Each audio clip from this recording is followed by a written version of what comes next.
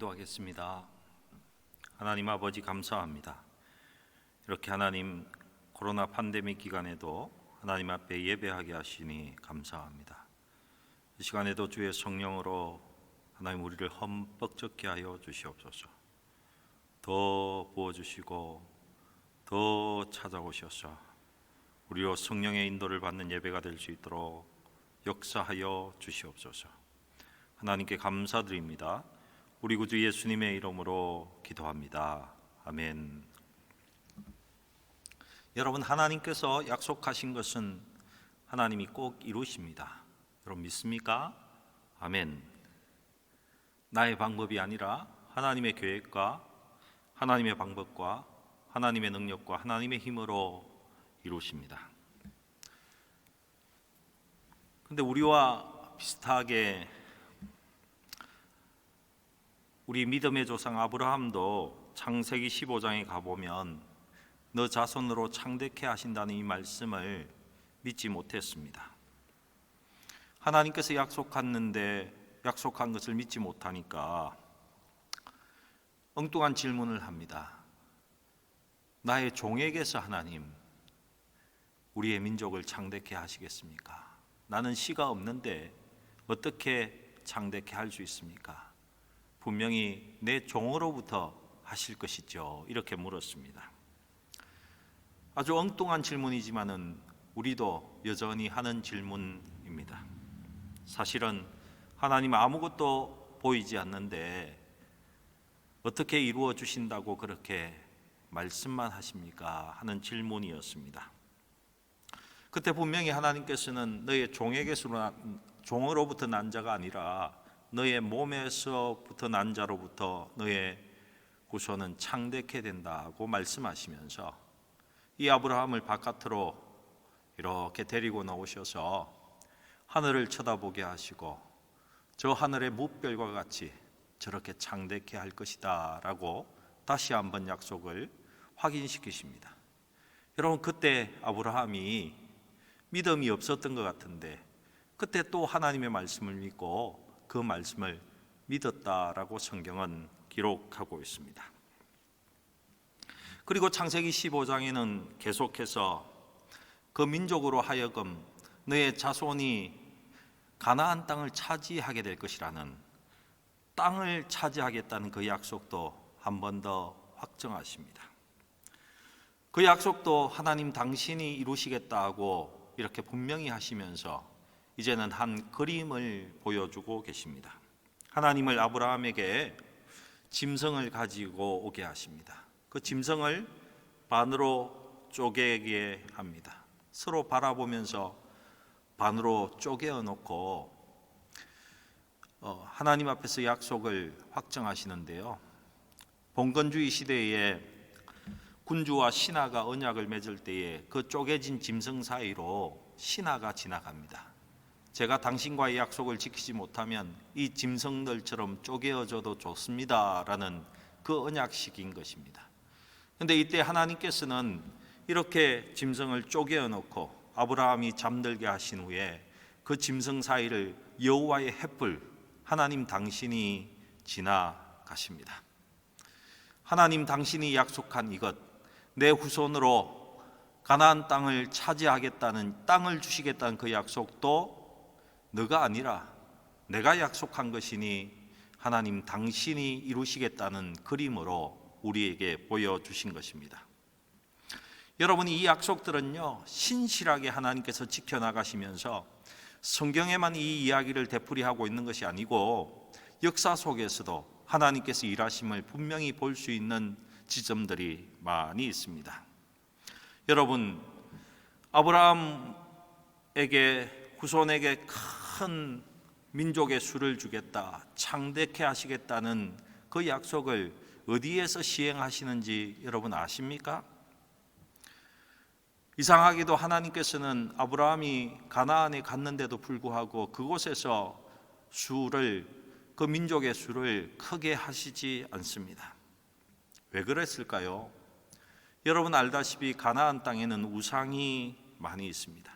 그 중에서도 바알이라는 우상을 여러분 많이 들어보셨을 것입니다. 바알은요, 풍요의 신입니다.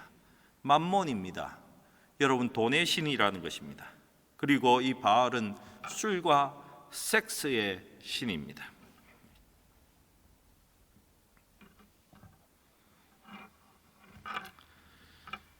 바알의 신전에서 풍요의 신인 이 바알이 비를 내리게 하는 의식은 여러분 이렇습니다. 여러분 아시다시피 가나안 땅은요, 비가 적절히 내려야지 그 땅은 젖과 꿀이 흐르는 풍요로운 땅이 되는 그런 땅입니다. 그런데 비가 오지 않으면 그들은 흉년이 될 수밖에 없습니다. 그러니 바알을 믿는 그들은 바알에게 비를 내리게 하는 제사 의식을 한 달 동안이나 지냅니다. 여러분, 그 바알이 이 비를 내리는 그 방법은 어떠냐면요, 먼저 신전에서 그 바알에게 제사를 지낸 다음에 2부 순서에는요, 술을 마신 후에 그 신전의 여인들과 함께 마구잡이로 섹스를 하면서 그것을 바알이 위에서 바라보고는 그 바알도 흥분을 하고는 자신의 여신과 성행위를 하게 되면 그때에 비가 내린다는 그런 제사의식을 치르게 됩니다. 한 달간 그런 아주 황당한 제사의식을 술을 마시면서 섹스를 마구잡이로 하는 그런 제사 행위를 지속한다는 것입니다. 여러분 웃었지만은 그것이 바알에게 비는 사람들의 모습이었습니다. 그러니 그 사람들에게는요, 합법적으로 비를 구하는 제사를 할 때에는 술과 섹스를 정말 자유분방하게 마구 즐길 수 있었습니다. 여러분 아무 말도 하고 있지 않지만은 그 바알 숭배를 하는 사람들은요, 한번 맛을 보면 절대로 빠져나오지 못하는 그런 우상 숭배였다 하는 것입니다. 그러한 가나안 땅에서 하나님께서는요, 이스라엘의 그 자손의 수를 번성케 하지 않았습니다. 만약에 그들 자손의 수를 그곳에서 번성케 하셨다면 그 자손 역시 바알에게 빠져서 술과 풍요와 섹스에 빠져서 창세기 6장 이전에 그 노아 홍수 이전의 모습을 되풀이하게 된다는 것을 하나님은 정확히 알고 계셨기 때문에 그들에게서 가나안에서는 절대로 풍요롭게 하지 않았다는 것입니다. 어디에서 번성케 하십니까? 하나님은 그것을 다 아시고 애굽 땅에서 이스라엘 민족을 번성케 하십니다. 여러분 왜 애굽이었습니까? 애굽 사람들은요, 유목하는 사람들을 아주 싫어했습니다. 그래서 성경을 잘 보시면요, 요셉의 형제들이 왔을 때에 식탁을 차리는데 요셉의 식탁을 따로 차리고 애굽 사람들의 식탁을 따로 차리고 그 이스라엘 사람들의 식탁을 따로 차리는 모습이 보입니다. 서로 싫어했다는 것입니다. 아주 가정이 여겼다고 성경은 기록하고 있습니다. 예, 맞습니다. 이집트의 최고 신은 태양신이었습니다. 하지만 그들은 기족의 신이었고요, 아피스라는 소를 숭배하는 그런 서민들이 가장 최고로 섬기는 우상이 있었습니다. 그들은 또한 소를 섬기고 있었다는 것입니다. 그런데 유목민은 뭘 하는 사람들입니까? 이 소를 팔아서, 이 소를 잡아서, 이 소를 길러서 자기의 생계를 이어가는 사람들이 유목하는 사람들이었습니다. 그러니 애굽 사람들은요, 자기의 신을 그렇게 대접하는 이 유목민들을 굉장히 싫어했다는 것입니다. 그래서 요셉은 그의 가족들에게 이런 부탁을 합니다. 당신의 직업이 무엇이냐고 물으면은 우리는 대대로 목축업을 했다고 말씀하십시오. 왜 이렇게 대답하라고 합니까? 그것이 사실이기도 했지만은 애굽 사람들은 이 이스라엘이 유목민이라는 것을 알면은요, 자기들 그 주류 사회 속으로 들어오지 못하게 하고 외딴 곳에 땅을 주리라고 믿었기 때문에 요셉이 그렇게 이야기했던 것입니다. 그 예상대로 고센 땅이라는 가나안에서 가장 가까운 풀만 많이 나는 그 고센 땅을 그 요셉의 가족은 그 땅을 부여받게 되는 것입니다. 이것이 창세기 46장 33절부터 34절 사이에 나오는 이야기입니다. 너희의 직업이 무엇이냐 묻거든 당신들은 이르기를 주의 종들은 어렸을 때부터 지금까지 목축하는 자들이 온데 우리와 우리 선조가 다 그러하니이다. 애굽 사람은 다 목축을 가정히 여기나니 당신들이 고센 땅에 살게 하리이다.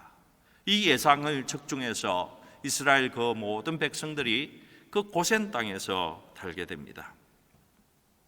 하나님께서는요, 그 아브라함의 자손을 번창케 하셨지만은 우상의 땅에서는 그들을 번창케 하시지 않으셨습니다.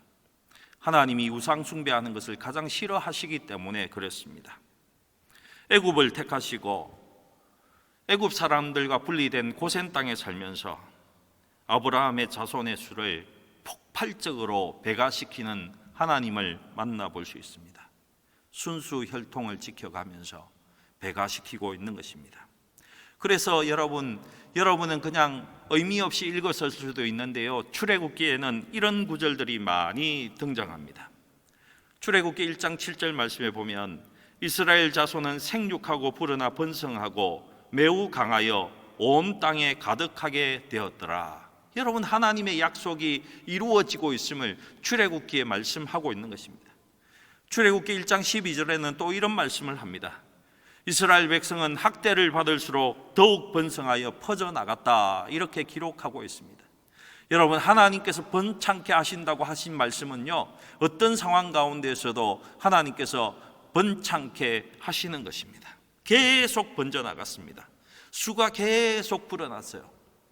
여러분, 70명으로 그 고센 땅으로 옮겼는데요, 아브라함에서 야곱의 12아들 그 옮기기까지는요 한 500년 정도의 역사가 있다고 봅니다.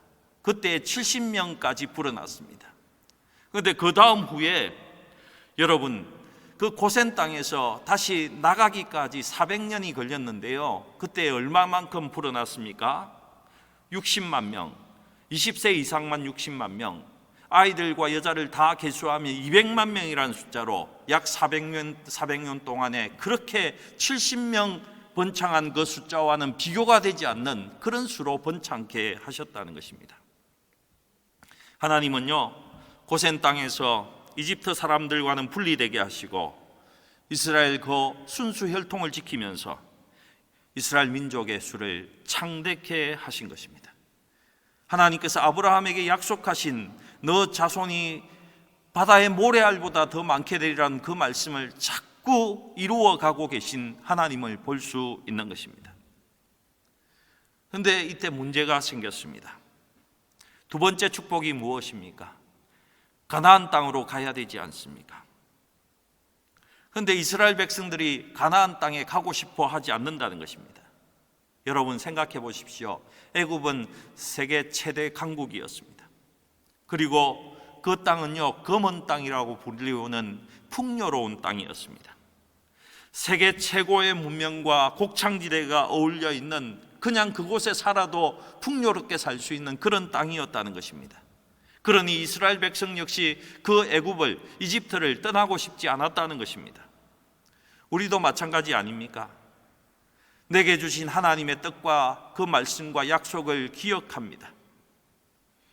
그런데 지금 삶이 너무 좋아요. 너무 안락하고 편하고 풍요롭고 좋습니다. 그러면 그 약속 따라서 떠나가기가 쉽지 않습니다. 하나님의 말씀 따라서 가기가 쉽지 않다는 것입니다. 그래서 하나님은요, 이 이스라엘 백성을 고통 가운데로 밀어넣는 것을 볼 수 있습니다. 노예가 되게 하십니다. 출애굽기 1장 8절에서 10절 사이의 말씀을 보면요, 요셉을 알지 못하는 새 왕이 일어나서 애굽을 다스리게 되었다는 것입니다. 이 새 왕이 이스라엘 백성들이 자꾸 번창하는 것이 두려웠습니다. 혹시 전쟁이 나면 우리의 적군들과 연합해서 우리를 죽일 수 있다라는 그런 위협 속에 이스라엘 백성들을 노예로 만들어 버립니다. 여러분, 그런데 한번 잘 생각해 보십시오. 요셉을 알지 못하는 새 왕이 왕자에 앉기가 쉬운 일이 아닙니다. 어떻게 요셉을 알지 못합니까? 모를 수가 없습니다. 기적과 같이 나라를 구했던 총리가 요셉입니다. 그렇지 않습니까? 그리고 그 애굽을 세계 최고의 강대국으로 계속해서 머물며 이끌 수 있도록 한 그 총리가 요셉입니다. 그런 요셉 총리를 알지 못한다는 것이 이상한 것 아닙니까? 여러분, 그렇지 않습니까? 왜 그럴까요? 하나님은 그때의 왕조 자체를 바꾸어 버리셨다는 것입니다. 이집트 17대 왕조는요, 북쪽으로부터 온 침략자들인 셈의 후손 힉소스 왕조였습니다. 이 힉소스 왕조와 함께 요셉의 가족은 아주 번창하고 요셉이 잘 통치를 한 왕조가 힉소스 왕족이었습니다. 그런데 말씀드렸듯이 힉소스 왕조는요, 이집트 원주민들이 아니었습니다. 북쪽으로부터 침략해서 그 이집트의 왕가를 빼앗아 버린 그런 왕조였다는 것입니다.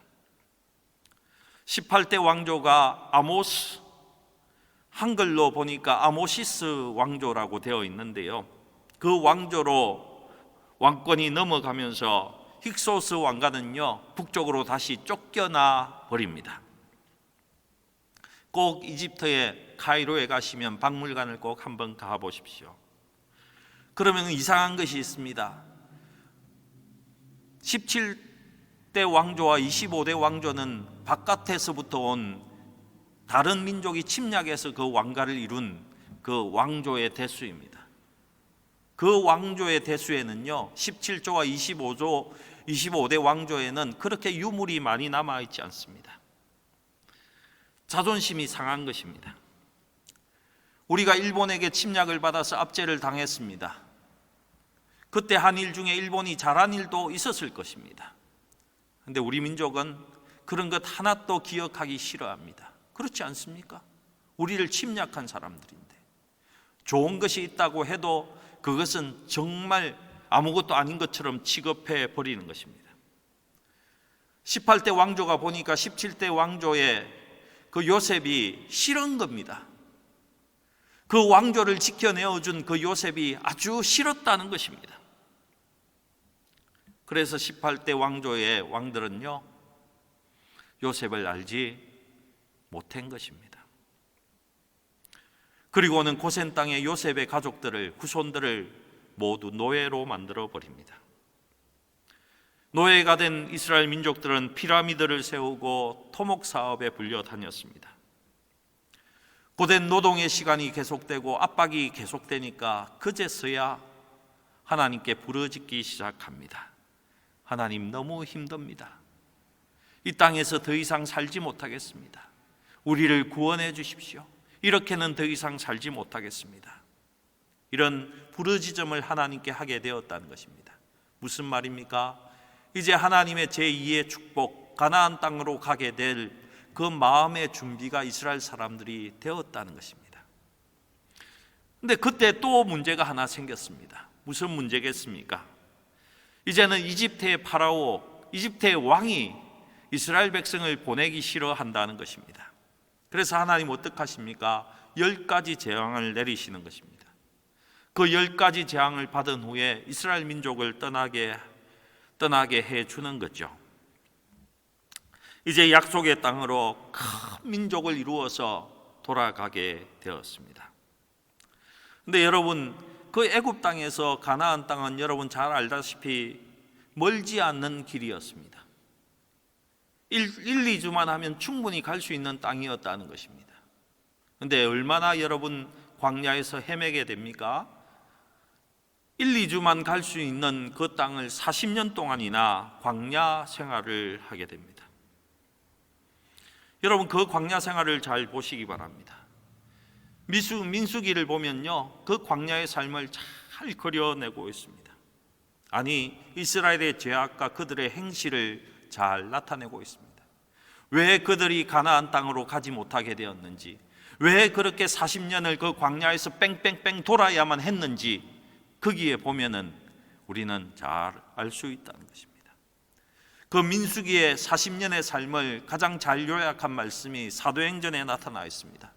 사도행전 13장 18절에 보면요, 광야에서 약 40년간 그들의 소행을 참으시고, 이렇게 기록하고 있습니다. 하나님께서 그들의 못된 행위를 참으셨다는 것입니다. 얼마 동안요? 40년 동안 광야에서 돌 수밖에 없었던 이유입니다. 그리고 우리가 민수기를 읽으면서요, 그냥 넘어가기 쉬운 것이 민수기에 나타난 숫자들입니다. 그런데 민수기에는 두 번의 인구조사가 나오고 있습니다. 첫 번째로는요, 애굽 땅에서 나와서 한 50일쯤 지나서 첫 번째 인구조사를 합니다. 그때에 20세 이상의 총 남자의 인원이요 60만 3,550명이었습니다.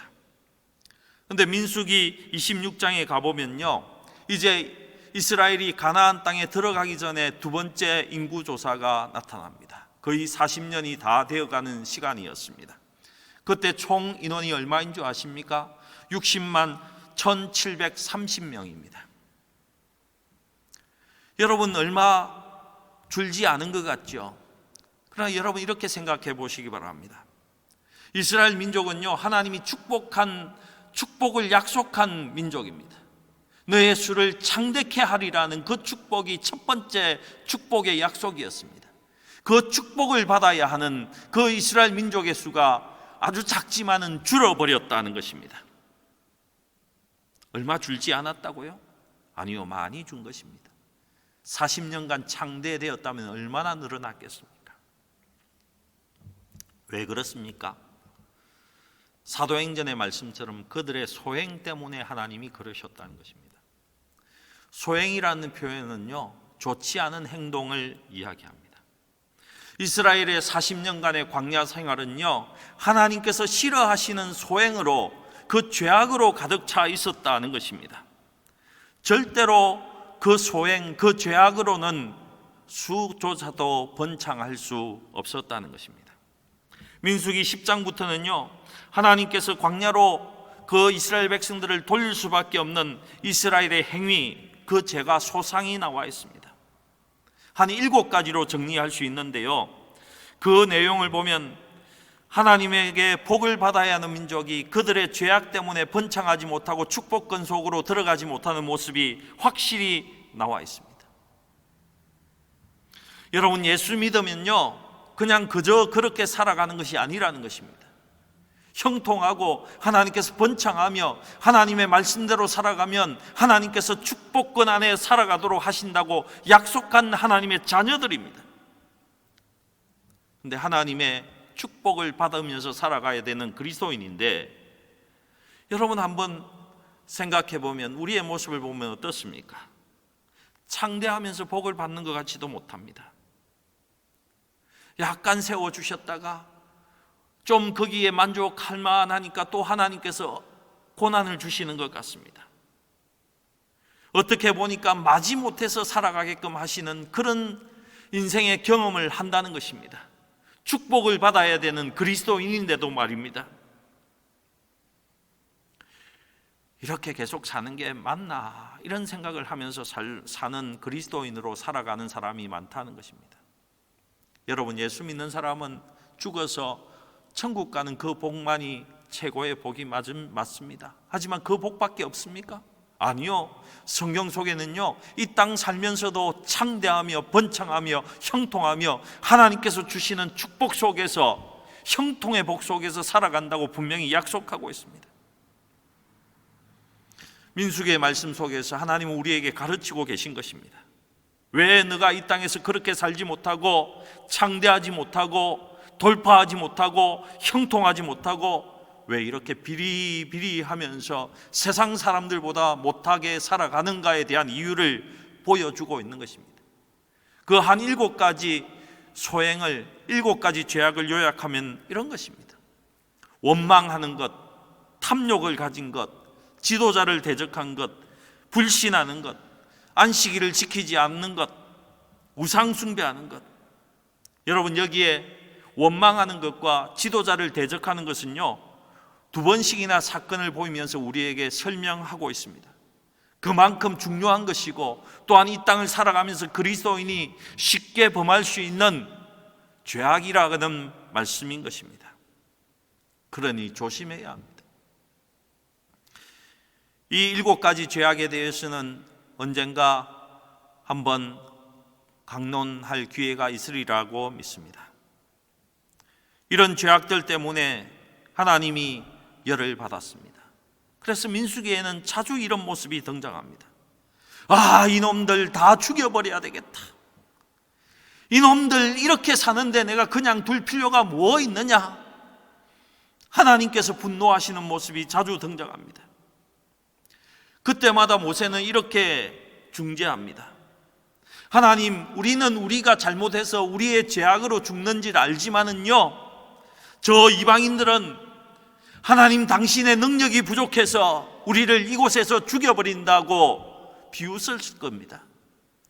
그리고 하나님께서 약속하신 두 번째 축복, 가나안 땅으로 우리 민족을 이끌어 가시겠다고 한 그 약속의 말씀은 성취되지 못합니다.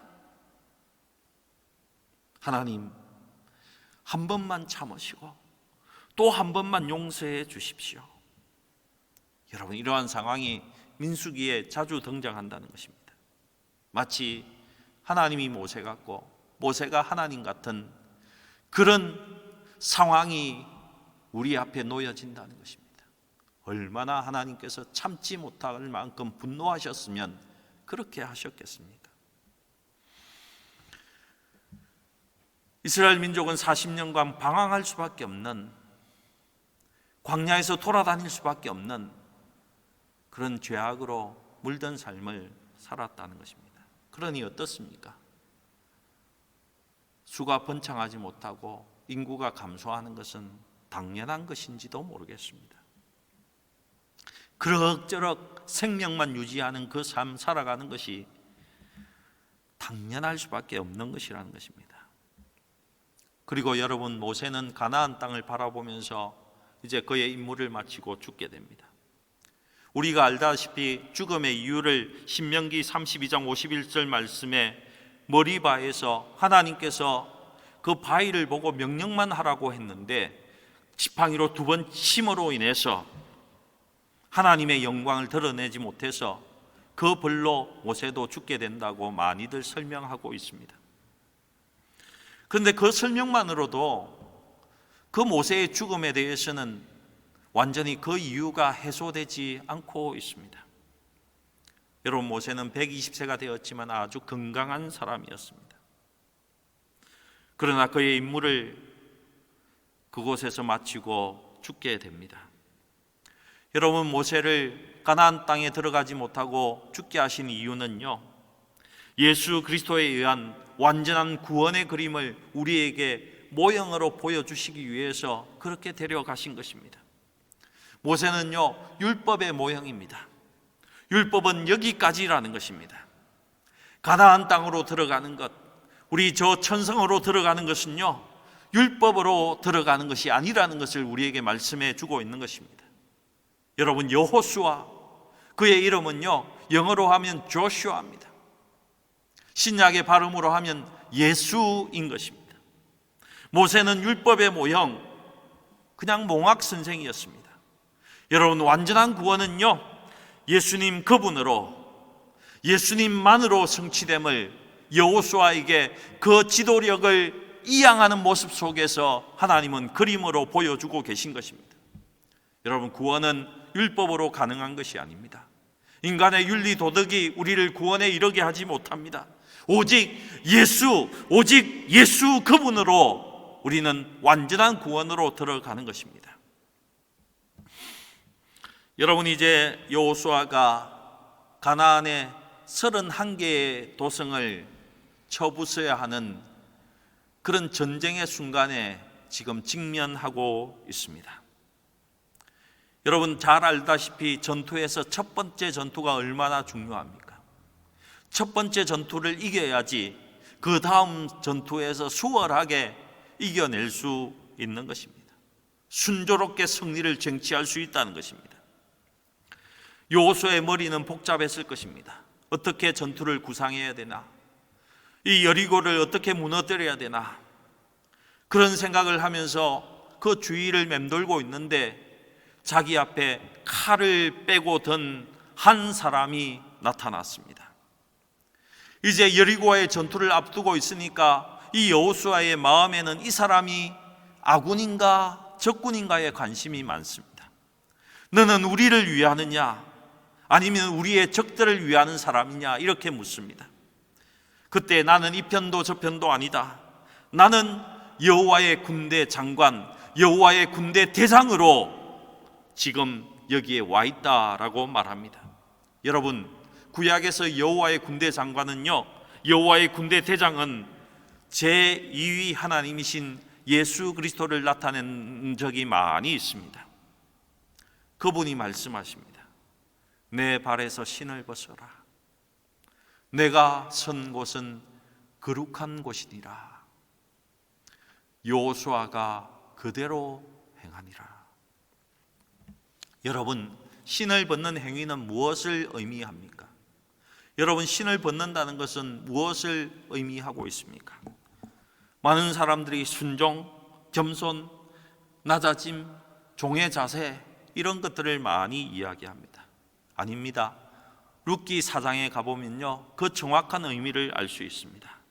옛적 이스라엘 중에서 모든 것을 무르거나 교환하는 일을 확정하기 위하여 사람이 그의 신을 벗어서 그 이웃에게 주더니, 이런 말씀이 나옵니다. 신을 벗는다는 말은요, 나의 권리를 이양한다는 것입니다. 나의 권리를 저 사람에게 양도해 버린다는 것입니다. 여호수아가 신을 벗었다는 것은 이 여리고와의 전쟁, 이 가나안의 전투를 이제 내가 아니라, 나의 권한이 아니라 당신 여호와의 군대 장관에게 내 권리를 이양합니다는 그런 의미였다는 것입니다. 이제 이 전쟁은 나의 전쟁이 아닙니다. 이스라엘의 전쟁이 아니라 당신 여호와의 군대 대장의 전쟁입니다. 이런 권리 양도의 의미가 가장 강했다는 것입니다. 그러니 이제 여호와의 군대 장관이 모든 전투 계획을 하게 되었습니다. 그런데 말도 안 되는 전투 계획을 내어놓습니다. 너희는 한 바퀴씩, 하루에 한 바퀴씩 여리고 성을 돌고 7째 날에는 7바퀴를 돌아라. 여러분, 성경을 읽어보시면 참 이상한 모습이 나옵니다. 이 사람들이 한 바퀴를 하고 뭐 했는 줄 압니까?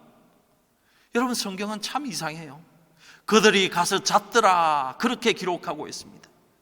전쟁을 앞둔 사람이 전투를 하면서 한 바퀴를 돌고 가서 그냥 짐을 풀고 모든 것을 풀고 편히 잤다는 것을 성경이 기록하고 있습니다. 하나님께서 제시한 전투 계획, 정말 이해가 되지 않는 전투 계획이었습니다. 적들이 지켜보는 가운데 한 바퀴를 봅니다. 그러면 그 여리고성이 무너질 것이라고 합니다. 여러분, 말이나 되는 소리입니까? 그런데 흥미로운 것은요, 이스라엘 백성들이 그것대로 순종하며 따랐다는 것입니다. 말없이 한 바퀴 7바퀴를 돌았는데 그 여리고성은 또 무너져 버렸다는 것입니다. 입을 다물고 돌라고 했습니다. 무슨 말입니까? 아무리 이해가 되지 않으러 불평하지 말라는 것입니다. 하나님의 계획이 엉뚱해 보이고 이성적으로 정말 이해가 되지 않아도 입 밖으로 너의 원망과 불평을 밖으로 내지 말라는 것입니다. 여러분께서 여러분의 문제를 하나님께 이양했습니까? 이제 저의 문제가 아니고 하나님 당신이 이루실 줄 압니다라고 여러분의 권리를 양도했습니까? 그렇게 권리 양도를 했다면 이제부터는 하나님을 믿고 아무 말 하지 마시고 그냥 마음에 있더라도 입 밖으로 그 원망을 표현하지 마시고 순종하며 나아가는 것, 이것이 믿음이요, 그 믿음이 또한 여러분을 하나님의 약속으로 이끌어 가실 것입니다. 그런데 여러분, 우리는 때로 신을 벗고 우리의 권리를 이양한 후에도 다시 그 신발을 찾아오기도 한다는 것입니다. 여러분, 그것이 아이성 전투입니다. 그 아이성을 보니까 충분히 이길 수 있을 것 같아요. 내가 해도 여리고성도 우리가 이겼는데 저것쯤이야, 이런 마음이 들었다는 것입니다. 그래서 그 신발을 다시금 가져왔습니다. 근데 신발을 가져오는 순간 이 아이성 전투에서 대패하게 됩니다. 패배를 맛보게 되었다는 것입니다. 놀라고는 다시금 나의 권리를 하나님께 다시 이양했습니다. 다시 신발을 하나님께 주었습니다. 그랬더니 하나님은 여리고성을 점령할 때와는 다른 작전을 이번에는 말씀하십니다. 매복 작전이었습니다. 하나님께서 다시 가져가시니까 그 전투에서도 승리했다는 것입니다. 여러분, 그 가나안 족속들과의 전쟁이 다 그랬습니다. 여러분이 잘 아시는 해를 중천에 머물게 했던 그 사건, 달을 그 중천에 머물게 했던 그 사건, 그것도 하나님께서 이 가나안 도성과의 전쟁 중에 하나님께서 사용하신 방법입니다. 여러분, 하나님께 여러분의 신발을 벗고 하나님께 드리시기 바랍니다. 여러분이 할 수 있다는, 여러분이 제일 잘할 수 있다는 것부터 신을 벗어서 하나님께 드리시기 바랍니다. 여러분, 창세기 15장에서 여호와의 횃불이 쪼개진 짐승 사이로 지나가면서 내가 약속한 이 가나안 땅을 너희 자손에게 주겠다고 한 복의 말씀은 너가 아니라 나 하나님께서 이루시겠다는 그 약속의 말씀을 지금 정확히 하나님은 그 약속의 말씀대로 이루어 가시고 계신 것입니다. 언제요? 그 하나님의 약속을 기억하고 하나님께 나의 권리를 이양했을 때, 내가 가장 잘할 수 있는 것이라고 생각하는 것도 하나님께 권리를 양도했을 때에, 하나님 앞에 나의 신발을 벗어드릴 때에 하나님은 하나님 당신이 이루셨습니다. 여호수아는 그의 유언과도 같은 여호수아 23장의 말씀 속에서 이것을 증언하고 있습니다. 여호수아 23장 3절 말씀에는요, 너희의 하나님 여호와께서 너희를 위하여, 하나님께서 너희를 위하여 이 모든 나라에 행하신 일을, 하나님께서 행하신 일을 너희가 다 보았거니와 너희의 하나님 여호와 그는 너희를 위하여 싸우느니라. 하나님이 여러분을 위해서 싸우십니다. 사랑하는 성도 여러분, 하나님께서 내게 약속하신 건요, 우리에게 약속하신 것은 하나님 당신이 이루십니다. 큰 민족을 이루시겠다는 말씀, 하나님은요 역사의 흐름을 바꾸어 가시면서까지 그 이스라엘의 순수 혈통을 지키게 하시고 큰 민족을 이루시겠다는 그 하나님께서 약속하신 그 약속의 말씀을 역사의 흐름을 바꾸어 가시면서까지도 이루셨다는 것입니다. 아브라함에게 너희 자손에게 가나안 땅을 주시겠다는 약속의 말씀을 하나님께서는 하나님의 방법으로, 하나님의 능력으로, 하나님의 힘으로 이루어 주셨습니다. 여러분, 이제 이 말씀은 우리에게 찾아왔습니다. 여러분에게 주신 하나님의 약속의 말씀은 무엇입니까? 여러분에게 주신 하나님께서 똑똑히 기억하라고 하신 하나님의 약속의 말씀은 무엇입니까?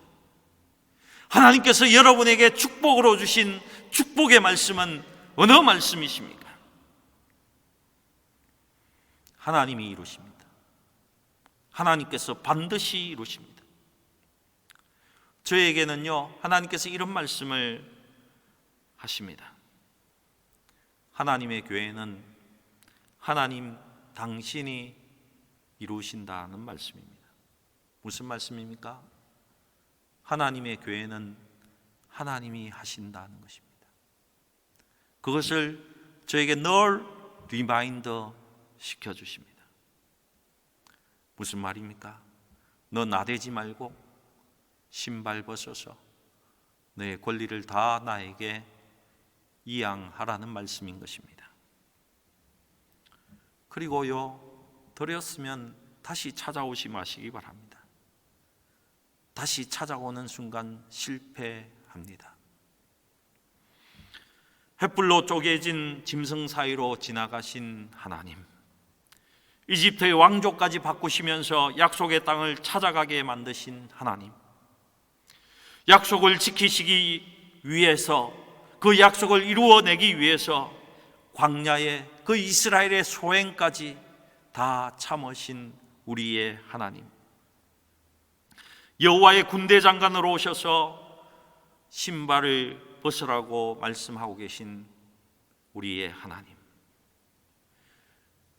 도저히 말도 되지 않는 방법으로 믿음을 확인하시고 여리고를 무너뜨리시고 점령하게 하신 하나님, 해와 달을 멈추시고 가나안 땅을 주시겠다고 한 그 약속의 말씀을 그의 방법으로 이루신 우리의 하나님, 그 하나님께서 지금 저와 여러분에게 말씀하고 계십니다. 내가 너에게 약속한 것은 내가 반드시 이룬다. 내가 반드시 성취한다. 나의 교회는 내가 이끈다. 사랑하는 열림문 성도 여러분, 여러분의 가정에 주신 하나님의 약속의 말씀은 무엇입니까? 여러분 기억하시기 바랍니다. 그리고 신발을 벗고 하나님께 권리를 양도하십시오. 여러분 직장과 여러분 기업에 주신 하나님의 약속의 말씀이 무엇입니까? 우리 함부르크 열린문교회에 주신 하나님의 약속은 무엇입니까? 기억하시고 되새기시기 바랍니다. 그리고 내가 할 수 있는 모든 권리를 하나님께 양도하십시다. 그리고 저와 여러분은 옆에 조용히 서서 하나님이 이루어 가심을, 하나님께서 이루셨음을 선포하시고 고백하시고 하나님께 영광을 돌리십시다.